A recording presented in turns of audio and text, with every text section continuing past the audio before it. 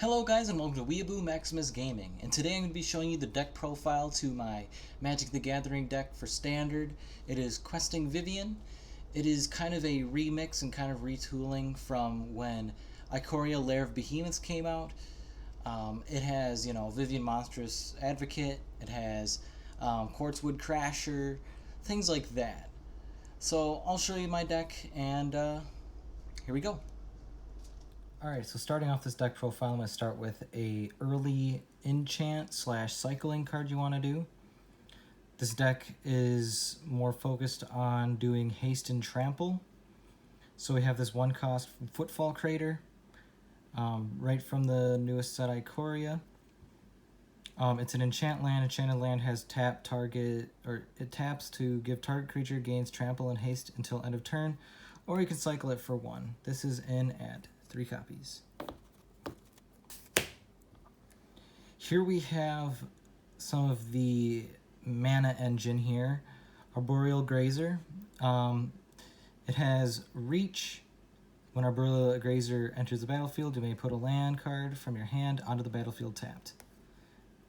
That's in at 4 copies.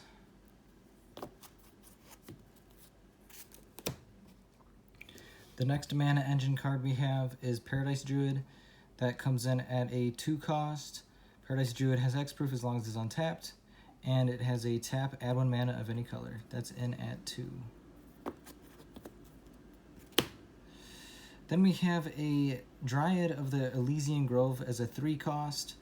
You may play an additional land on each of your turns. Lands you control are every basic land type in addition to their other types. He's in at 3. That's the end of the mana engine. Then we have, for our first legendary enchantment creature, our first outside of mana engine but can be mana engine, Colossus God of Destiny. That's a 3-cost. Has indestructible. As long as your devotion to red and green is less than 7, Colossus isn't a creature. And then at the beginning of your pre-combat main phase, exile target card from your graveyard. If it was a land, add red or green mana. Otherwise, you gain 2 life and Colossus deals 2 damage for each opponent. This card's actually pretty killer in Commander, but I run this card at 3. It's a ticking time bomb. It's dealing that constant 2 damage, and you're gaining life as long as there's cards in graveyards. Next card we have is Everquill Phoenix. It's the only mutate card in here. It's a 4-cost. It takes 2 red, 2 whatever to just play out on the board, but you'd rather mutate for the 3 and then 1 red. It has flying. Whenever this creature mutates, create a red artifact token named Feather with a 1, sacrifice Feather. Return target Phoenix from your graveyard to the battlefield tapped. It works on more than just the Phoenix, Everquill Phoenix. You can use it to get pretty much any other Phoenix you have in your deck, but this is the only Phoenix. So, I mean, you're going to want a healthy dose of feather tokens, just so you can keep track. And this is in at 3. Then we have Nylea Keen-Eyed, which she's our second resort to kind of making creatures cheaper. She's a 4-cost, indestructible. As long as your devotion to green is less than 5, Nylea isn't a creature. Creature spells you cast cost 1 less to cast, and then she has a 3-cost ability. Reveal the top card of your library. If it's a creature card, put it in your hand. Otherwise, you may put it into your graveyard. That's in at 3 copies. Here we have one of the staple cards in the deck that gives it part of the name, Questing Vivien. We have Questing Beast, which is a 4-cost, Vigilance, Death Touch, and Haste. Questing Beast can't be blocked by creatures with power 2 or less. Combat damage that would be dealt by creatures you control can't be prevented. And whenever Questing Beast deals combat damage to an opponent, it deals that much damage to target planeswalker that player controls. So 4/4. Pretty lethal, big enemy target. That's in at 4.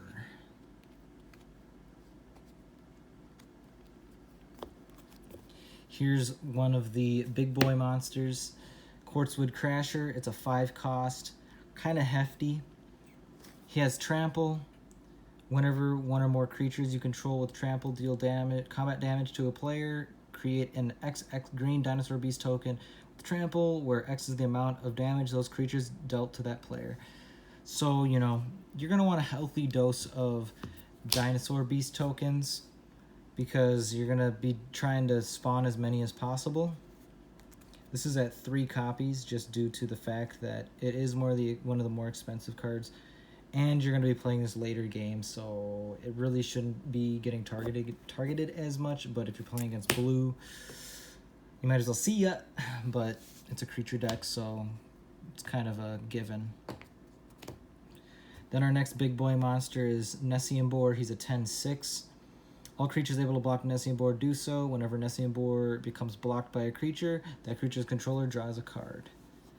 This is in at 3 copies just due to it being a big boy. He's kind of an alternative win condition in some points in late game. We have Domri Anarch of Bolas. He's a 3-cost. This is our first Planeswalker. His first ability is all creatures you control have +1 and +0 for their, that's the, all creatures gain +1, +0.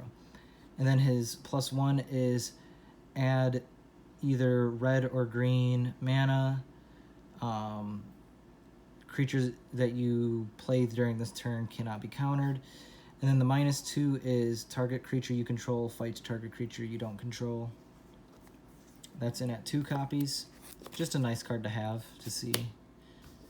Then here's the other major card that is giving the name Questing Vivien, because obviously it's Vivien Monstrous Advocate.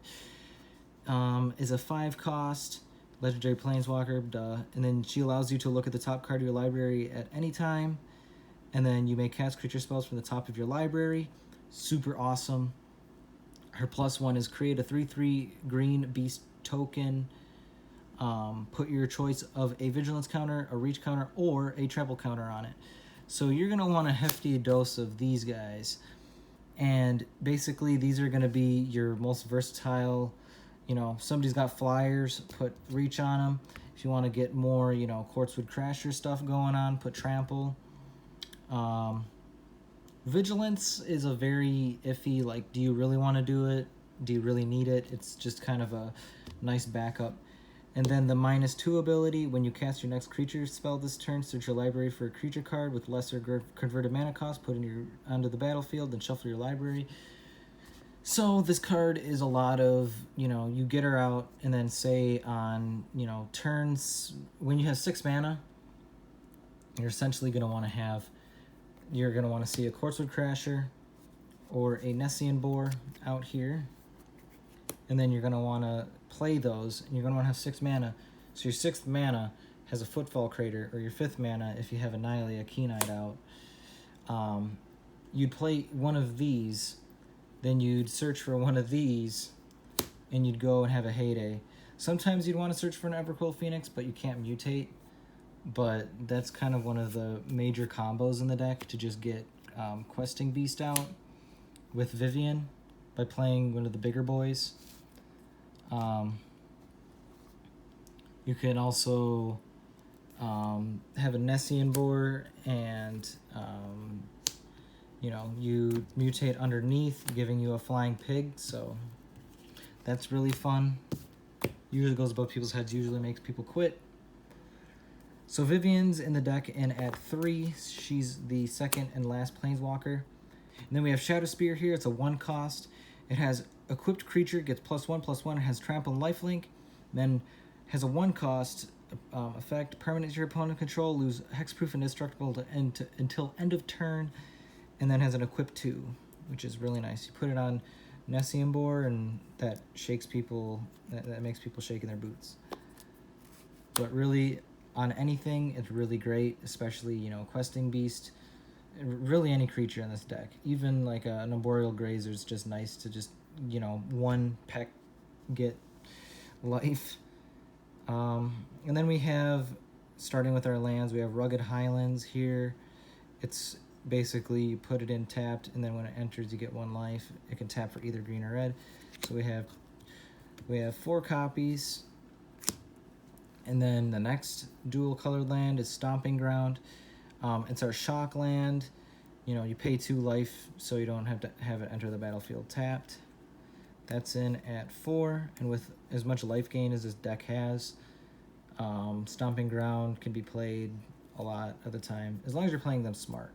That's one thing about these, is you could either get ahead of the mana curve, keep up with the mana curve. It's really just a really good tool, especially in a dual color deck. Then we have our basic lands. We have Forest in at 8. Yes, I have all of the unstabled, which was a very fun adventure. So that's in at 8 copies, and then Mountain is in at 6. So that's kind of the deck. The best combos is when you can definitely have a Footfall Crater on a free mana, get Nessian Boar or Quartzwood Crasher out with a Vivien. You know, you pay that -2 ability, put that out, get a Questing Beast out, give either one of these Trampling and Haste. It doesn't really matter if you give this Trampling, but it gets Haste. And you can attack with these on the same turn. And that's kind of one of the major heavy-hitting scenarios of the deck. So if you enjoyed this deck profile, make sure to hit the like button, you know, subscribe, all that nice stuff. Leave a comment. Do you have any suggestions? Yeah, if you enjoyed this deck profile, I'll see you guys next time.